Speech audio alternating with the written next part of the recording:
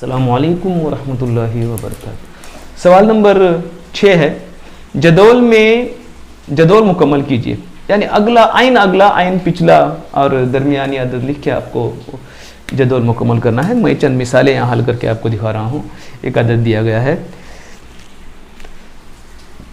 50,200। यहाँ आइन अगला आपको लिखना है, दरमियानी आइन पिछला। देखिए, आइन अगला अदद लिखने के लिए हम इसमें एक जमा कर देते हैं, यानी ये होगा 50,201। आइन पिछला लिखने के लिए इसमें से एक नफ़ी करते हैं। यहाँ आप एक नफ़ी करते चले जाइए, 10 में से एक नफ़ी करते हुए चले जाइए। देखिए 50,199, एक नफ़ी करके आपको लिखना है। अब एक अदद दूसरा दिया गया है, आप इसको भी देखिए।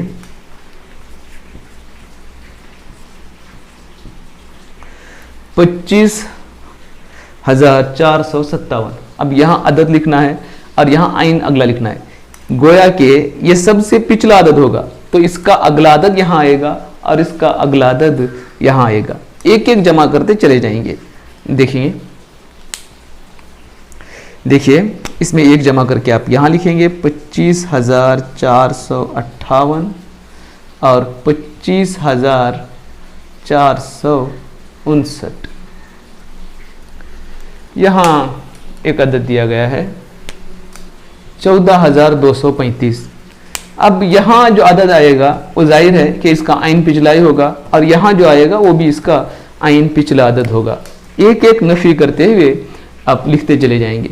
14,234, 14,233।